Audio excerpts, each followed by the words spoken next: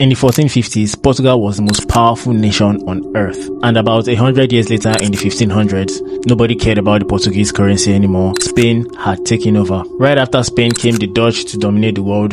And then after the Dutch came France, although France tried and failed spectacularly. Then after that came Great Britain. And they dominated for over a century. And then we had two major world wars. And this seriously affected Great Britain. And suddenly, America was in charge. Every single one of those transitions followed the exact same pattern. The same warnings, the same decline, and then the sudden collapse. And right now, in 2026, the US dollar is showing every one of those signs. This is not conspiracy theory, guys. This is 600 years worth of data that I'm about to share with you. And by the end of this video, you're going to understand exactly what's happening to the US dollar and what to likely expect next. So if this is something that you're interested in, make sure you smash the like button, subscribe, and share this video because this is definitely going to be interesting. Now, before we get into the deep conversation, I want you to understand the pattern because once you see it, you cannot unsee it. Every reserve currency in the history followed a 4-stage cycle. Stage 1, the rise. A nation becomes dominant through trade,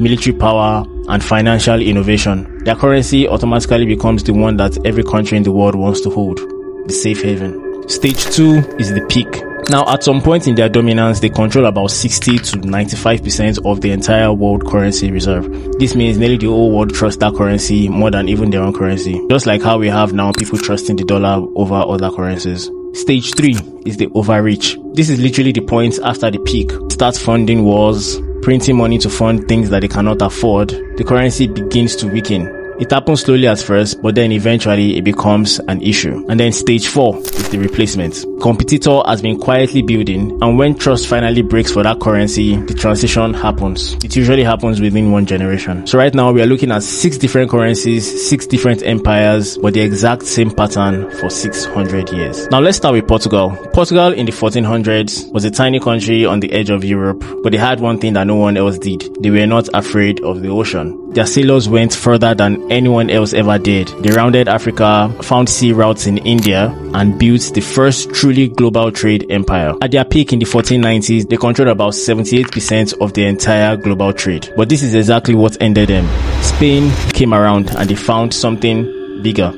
A mountain, literally. Potosi silver in Bolivia. More silver than the rest of the entire world combined. And just like that, overnight, the Portuguese currency became irrelevant. So during the Spanish Empire in the 1500s, their dominance was around 90%. And what essentially made them really great was the silver that they had discovered. But here's the irony of it. That silver that they discovered actually ended them. Flooding the entire Europe with silver created massive inflation for them. Prices around the continent got doubled instantly.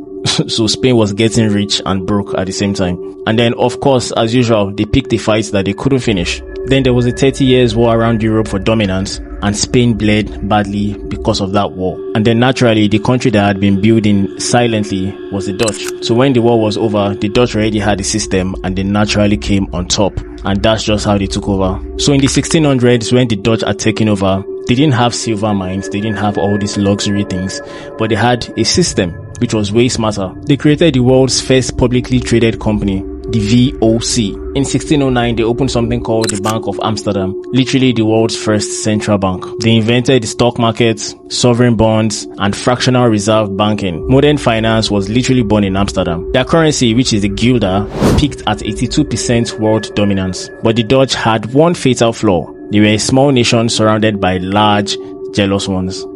England fought them 3 times. Then Louis XIV invaded them by land. The Dutch Republic never fully recovered, and then quietly, the center of financial gravity shifted to London. Then in the 1700s, 100 years later, came the French Revolution. In 1720, a Scottish economist named John Law convinced the French government to try something really radical: paper money. Their paper money was backed not by gold, but by the territories that they had in America.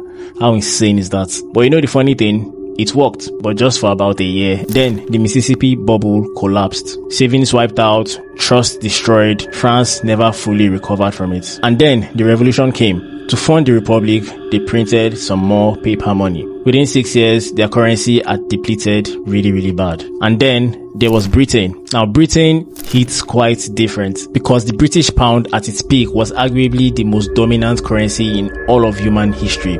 Its dominance was about 92%. Literally, it was crazy. After defeating the French in the 1800s, Britain controlled 25% of the entire world's land mass. It had the most powerful navy ever built. And in 1821, it pegged sterling to gold at a fixed rate. And this automatically made the pound the ultimate safe haven for savings. And by 1870, over 90% of the entire global trade was done in the British pounds. That is crazy. I think at some point it was even as high as 95%. Wow. So what happened? I'll tell you what happened. They had 2 world wars. The First World War forced the British pound out of the gold standard. And that was the first big issue. They borrowed billions from the US to survive. And then later on, when they tried to restore the gold peg, they triggered a depression. And then came the World War II. And by the time the World War II was over, Britain was already bankrupt. So by 1944, a conference was held in Bretton Woods. The US basically wrote the new rules for the global monetary order. And just like that, the British pounds was never the same again. Yes, so that's 500 years. Which brings us to where we are now, the US dollar. Just like I said, after the World War, the British pound collapsed and the dollar rose. Every major currency in the world was then pegged to the US dollar, and the dollar was pegged to gold at $35 an ounce. America was the anchor of the entire global financial system. But then right after that, the US has been in several conflicts. In the Vietnam War, for instance, the US spent over trillions of dollars on a war that it couldn't win. They printed far more dollars than their gold reserves could back. Obviously, countries around the world were saying this and they began to get a little bit uncomfortable. So, they started to demand for their gold back. Now, the president at that time, which was Nixon, he then made the craziest move ever. He depegged the dollar from gold, which means the US dollar was no longer being backed by gold. The US is desperately trying to hold dollar dominance, so they are kind of changing tactics. Because naturally, since the depegging, it should have led to the collapse of the US dollar, but they played a different move, like I said. So what kept them alive? I'll tell you.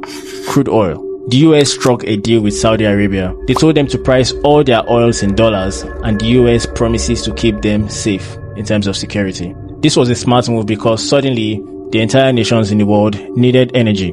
And of course, this means that they automatically needed to get the dollars first. And this was what gave birth to the petrodollar system. And it worked brilliantly, like I said, for over 50 years. Then fast forward to 2022 when Russia invaded Ukraine. The US responded by freezing over $300 billion of the Russia's dollar reserve. Think about that. $300 billion frozen just like that, simply because the US did not like what they did. That is crazy. And every government around the world started to look at this like, okay, so the US can just decide to freeze our assets whenever we do something they don't like. So essentially, if it's happening to Russia, it could happen to us. Now, the answer to that question was what gave birth to a currency called BRICS. Currently, there's a global shift that is going on silently, and if it works, it's likely going to be the biggest monetary policy since the Bretton Woods Conference. The BRICS nations are Brazil, Russia, India, China, South Africa, and now several others have joined. China is also buying gold at record highs this period. Also, several other countries are building payment systems designed to bypass the dollars. So far, the dollar dominance has dropped from about 70% to about 50-something% right now. That might not sound really dramatic, but it is quite obvious that the direction is unmistakable.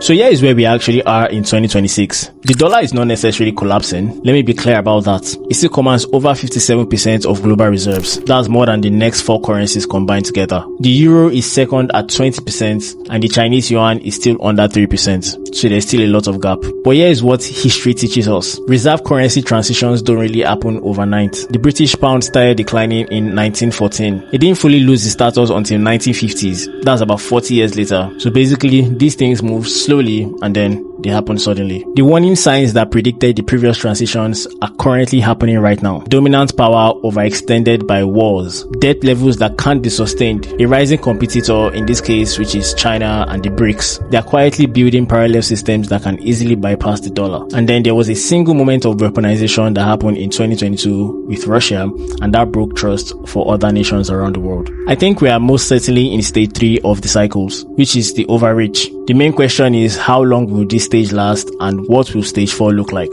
So this is 6 currencies, 600 years of data, all following the exact same pattern, and clearly we can see it happening again with the US dollar. That shift is eventually going to come, maybe not tomorrow, maybe not even the next decade, but it's definitely going to come this century. At least that is what history has told us. It seems to me like we are only about a couple of decades away. But here's the thing though, once that shift happens, you need to understand that it is going to be the greatest wealth transfer of all time. So the essence of this video is to make you aware of what is happening and make sure that you pay attention. Alright, so I really hope that you've enjoyed this video. It took me a lot to actually come up with this information. If you've enjoyed it, make sure you smash the like button, subscribe, and share this video with people that you think would enjoy this information.